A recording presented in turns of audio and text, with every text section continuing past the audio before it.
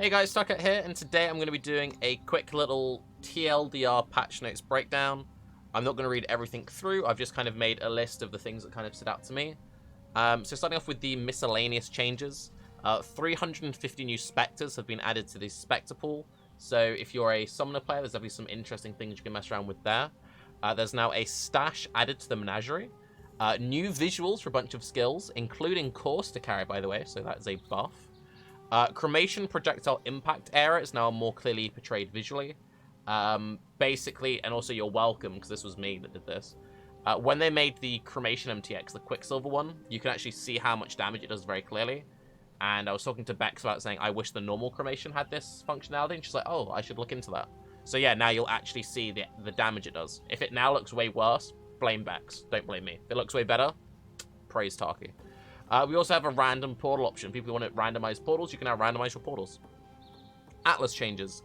TLDR, for the average person, Atlas is better in 3.10 than it was in 3.9. There are some cases where people aren't very happy still. For the in-depth Atlas stuff, go watch Carve's videos on it. Carveroscu, I'll leave a link down below. He knows everything there is to know about Atlas. Val side areas. Vol's side areas look very strong. Also, we don't really need to be looking at the patch notes, we're just looking game. So they've just buffed everything about them. They're a very good source of 6 links and 6 sockets early on. Another thing you can do is you can just take a bunch of Vol fragments, shove them in the map device, and you get to make a little zone for it. And you often get a Vol frag back from it, which is very strong. And the other thing which is really great about it is because of the vanity card, which gives a corrupted tabula. If you are someone who likes to farm tabulas at the start of League, instead of farming Blood Aqueducts, I'd probably farm this, and you'll get either a tabula after not too long, or just a corrupted 6-link drop. So yeah, Val side areas look very, very strong. Skill changes. Mind throwing speed got nerfed a bit. It is a DPS loss. It will be a quality of life loss. But it will still be very fast. It's still faster than traps at a base. And mines will still be fine. Mines are still good. Elusive has also been nerfed. It went from 40% movement speed and 20% spell dodge and dodge to 30% movement speed and 15 dodge and spell dodge. So you lost 10% movement speed and you lost 5% dodge and spell dodge. Still fine. Still perfectly fine. Animate weapon, we need to see the gem info tomorrow to really fully evaluate, but it looks good from what we've seen so far. Totem health has been buffed pretty much across the board, so totem players look solid. Dash, so dash now gains travel distance with levels. A level 21 dash has 63% increased travel distance. This is a bit of a shame, so dash will feel better than it does currently, and there's a new support gem coming out called Second Wind, which adds a second charge and some cooldown recovery to non-instant skills. If you were to just like have a mile-long strip and you were to just like spam dash on cooldown, throwing flame dash on cooldown, with a build with no cast speed, dash should now like be equal or maybe even faster than flame dash. So dash is a solid skill option. I do think you'll still struggle to get across large gaps, though. So, not perfect. If you're a bow build, however, you could go Dash, Second Wind, Blink Arrow, Enhance. So, you use Dash as your main mobility skill and just use Blink Arrow for very large gaps. And you'll have a very fast character. So, that's actually pretty solid for anything using a bow. Explosive Arrow. Explosive Arrow got smacked pretty hard. So it lost 8 radius at max level, which kind of sucks because the map clear of Explosive Arrow wasn't very good. It was the single target, which was very disgusting. That radius, that's the main thing. People are freaking out about the damage. The damage will still be fine. So you'll be able to get like millions of ignite damage. But the fact they hit the radius so hard means that map clear is going to feel absolutely trash on it. So you can still use it, and you can still melt bosses with it, but it's going to feel a lot worse. Flame Dash cooldown did get nerfed a bit, but you've now got this new Second Wind support gem. It's still one of the best supports out there for movement, so yeah.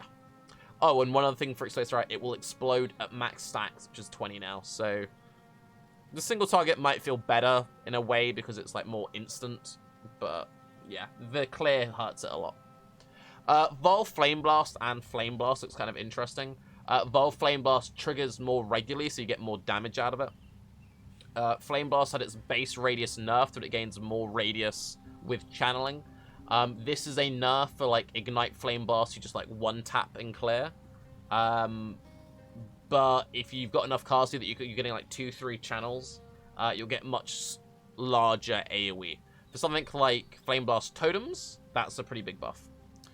Herald of Agony is fine. It's still some nerfs, it's still perfectly fine. It's still a very solid league start. I'd highly recommend it. And from what we've seen of the new cluster jewels, there's lots of very powerful things for Herald of Agony, Herald of Purity, etc. Lightning Warp is faster. Lightning Warp might be a solid option. It was a decent option last league. They just keep promoting it, so give it a try. Level 1 Precision is nerfed. It's fine. Some people are crying about this. Level 1 Precision was too powerful. It's silly how many builds used it. If you had Precision on a Watcher's Eye, you'd still use Level 1 Precision. People who use leveled Precisions, still fine. Ray's Spectre, I think, got over-nerfed. So, Ray's Spectre got hit pretty hard in the level department. So now you've got like a level 76 Spectre with a level 20 gem. You can still stack like levels there. But, it will still be fine, but I don't think they had to nerf Spectres because Spectres weren't really the problem. Zombies are also fine. So, Zombies lost -1 at max level. It's fine. Zombies are fine. They also have the PB2 animations now. This is a buff. Zombies and Skelly +1 got removed from chest. It's fine. Spirit Offering got kind of deleted. Spirit Offering no longer gives energy shield. It now just gives you +30 chaos res. For people who were using the triple offering belt and weren't really planning on using offerings that much, like they just had all three just for like the utility of it, that's a buff to those builds. People who were specifically cheesing Spirit Offering to like perma sustain the energy shield, yeah, that kind of got deleted. Karen Golem lost 30% max damage if you're just stacking a bunch of minions, but it should still be fine. Holy Relic got slight nerf, but it's still fine. Summon Skelly got under-nerfed. So Summon Skellies got nerfed by 40% damage and -1 Skelly at max levels. That sounds like, oh god, they killed it. Yeah, no. Just a 6-link tabular Skelly build with like no gear was doing like 3.7, 3.8 million damage. So you're still going to be doing like 1.5, 2 million shaper damage. And yeah, that's with no gear. Skellies are still going to be insane single target. Self-cast Temp Chains and Solstice Vigil, both of them individually got nerfed for when it comes to stacking duration on your character. This is a nerf for Headhunter build, Inspired Learning stacking. Grand scheme of things, they're still very powerful, obviously. But yeah, it's fine. KB and Power Siphon saw some base damage buffs. They're pushing this whole wand archetype. I still wouldn't recommend the league starting with wands. But yeah, they'll be a bit better now. Unleash got buffed. It now gains charges faster. However, there was a bug with Unleash where skills that dealt secondary damage, for example, something like Cremation, something like Firestorm, they weren't actually getting the damage penalty of Unleash. So some skills will actually do less damage now. If you were doing, for example, something like Unleash Ice Spear, that will now do more damage. So, yeah. Yeah. Passive tree. So, they've made a couple of changes to the passive tree, which I'll show you in-game. So, these nodes, which give 10 ES, 10 ES, 10 ES, these now give 15. The second and third node now also give 3%. So, this will give 3% maximum energy shield and plus 15 flat. These nodes are a bit better, but they're still pretty weak. For this build, this is a template for just like a hybrid Trickster build. If you're like CI or something, I could actually see some people taking just these 2 points. Because that's for 2 points, you're getting 9% energy shield, 10% faster recharge rate, and 15 flat. If you're trying to stack recharge rate, yeah, those 2 points are okay. But you're not really going to be taking the full cluster, so kind of F to that. They've also changed Wand Slinger. So these minor nodes and this node now gives damage while wielding a wand. So if you were happening to root past it and you just have a wand equipped, yeah, you could take it for the generic damage. This one's up to 25% increased, so it might be worth the points. But the main thing, though, is it means that spell damage will now apply to attacks while wielding a wand. Not just wand attacks, but attacks while wielding a wand. So if, for example, you were a Spectral Shield Throw build in this part of the tree for some reason, or I guess anywhere, you could anoint this node to get the spell damage to apply. Something to maybe think about. Enigmatic Reach, which is these nodes, basically everything got buffed by like a couple of %, so this is a bit better. Explosive Impact, this got buffed to 30% fire damage from 25, 12% area from 8. This node does a bit more fire damage and now gives 8% AoE instead of 4% cast speed, so buff for people who wanted AoE. So that's pretty good. This is the main thing though. So Arcane Expanse has been moved. It was a bit of an awkward placement here. It was very powerful, but not many builds took it unless they were going for Eldritch Battery or they're going for Utmost Intellect. It's now going to be above Arcane Vision, so I believe it means it will be here. Any build which previously had that routing will still route here, so you haven't lost it. And for this build, so let's say you went Essence Ray Contagion, you could just take those 3 points and gain a bunch of spell damage and a bunch of area, which is great because you kind of want some area for your Contagion, but stacking area damage feels bad because area damage doesn't scale Contagion or Blight, because even though they're area skills, they don't do area damage. It's messy. Basically, it's these 3 points being here is a buff for most builds. Nekros saw some nerfs. So Bone Barrier, which one is Bone Barrier? This one.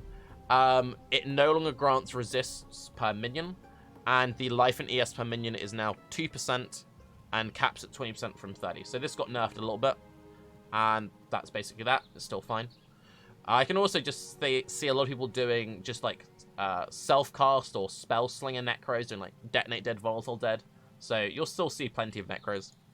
Assassin. Some people crying Assassin got over-nerfed. Assassin's fine. So Assassin, these 2 nodes have gained 5% more damage. So slight DPS buffs if you took either of these 2 nodes. And Mistwalker saw a 5% nerf to the attack and cast speed, so it's now 15% from 20%. And obviously Elusive got nerfed, so the fact you get Elusive got nerfed a little bit, but Assassin's still great. Assassin's still very strong. This is a good, amazing defensive node, amazing damage nodes. Assassin's solid. Guardian saw a nerf to Radiant Faith. The grant maximum any shield equal to 15% of your reserve mana is now 10%, which is fairly substantial when you're stacking a whole bunch of auras. Getting into just item changes. Incursion mods across the board pretty much were universally nerfed, but the temple has been buffed and you're getting way more incursion items dropping generally. I'll talk about this later in a bit more depth. I kind of like this change though, and I'll explain why later, but yes. Incursion mods are a bit weaker, but you'll get more incursion items. The +2 Pyroclast Mine Helm enchant is now +1 instead of +2, and is only available from Uberlab. Incursion jewels all got reworked as well. The upgraded versions are generally much stronger, while the unupgraded versions are a bit meh. The Transcendent Mind upgraded version now also grants dot multi per unallocated intelligence, so something definitely worth considering for dot builds. Fevered Mind got nerfed / buffed. Fevered Mind is the jewel which increases the mana cost of your skills and gives spell damage. They buffed the spell damage by 10%, but instead of giving 100% increase the mana cost of skills, it now only increases the mana cost by 50%. The reason why you would use Fevered Mind is to increase the mana cost of your skills, so now you need twice as many to increase your mana cost by to the same amount. Shaper's Touch got nerfed for mana in ES, the life value was unchanged. Baron is now +1 zombie per 500 strength instead of per 300 strength, and the Leech got nerfed from 2% to 1.5%. Obliteration saw its base damage buffed. This is very nice, especially for Spellslinger. Death's Harp and Death's Opus lost 50% crit multi. This is a massive nerf. Doriani's Fist looks a lot better. They buffed everything about it, so if you ever played Doriani's Fist, it's better now. Mind of the Council got completely reworked. It used to grant you mana on shocking an enemy. That's all just kind of gone. Now it gives you damage to attacks based on mana. Soul Catcher and Soul Ripper have been kind of killed. Talking about the fossil changes. So fossils have been kind of changed completely. So every single fossil mod, other than Faceted, Bloodstained, and Hollowed, got moved to just influenced items. I actually really like this change. I'll explain why. So fossils already served a purpose. The purpose fossils served was it makes it easier to hit certain mods. So it's like, I'm playing a Chaos build. I want to hit the Chaos mods. I'll use the Chaos Fossil. The fact that they not only secured you the mods you wanted, but they then also had unique mods, seems weird. They did too much. So fossils are still now very powerful, because you still want to use them for crafting gear. They'll still be one of the best ways of crafting energy shield gear. But now there's more emphasis on the base item you're crafting onto. So because everything's been moved to influence items, so Shaper, Elder, Warlord, Hunter, etc., it means the base crafting item is more powerful. This also shifts a lot more power into just the items themselves that are dropping. So this means that if you're regularly farming tier 16 content, you're getting access to high-level bases. Those bases are worth more because they're under more demand, so that's very nice. It also means those items that you pick up with influence are more likely to be good. This is also a pretty big buff for casual players or players who didn't engage with crafting. Sorry. The main issue you had with crafting is lacking the knowledge of where to get these mods from. So having a bunch of these mods locked behind a fossil, which doesn't really like tell you, it's just like, oh, has more lightning modifiers, doesn't tell you what those more lightning modifiers were. So if you don't really know what you're doing, you're going to be finding these interesting mods more often, so that's nice, but it doesn't make it like super dumbed down because you still need to have the knowledge to craft with them. So I think this is a buff for everyone pretty much. This also means that you can now do some cool things with using essences to get essence mods and fossil mods that you previously couldn't. Again, Incursion Temple got basically buffed completely across the board. And one mildly interesting thing, bugs. Fixed bugs which cause totem cosmetic effects to fire more slowly initially than the base shrapnel ballista model. So basically exactly pay to lose. To summarize the patch notes, of which there are a lot. There are a lot of things. I agree with nearly everything in here. I think that the Ascendancy changes are all positive. I think the skill changes were all pretty solid. Wasn't the biggest fan of the over nerf of Spectres. I think Skelly's could have been hit a lot harder. Little disappointed we didn't see anything for traps. The only reason I thought there might have been something for traps is on Bay Class, Rory said they had some changes to close the gap between mines and traps. I thought, oh, they might nerf mines a little bit, buff traps. No, they just nerf mines a little bit. So yes, I will be making a video on my League starter, which will be a hybrid into CI Chaos Trickster. I'll set it up in a way that it will work for anyone who wants to do Caustic Arrow, Toxic Rain, Essence Drain, Bane, Soul Rend, Blight, etc.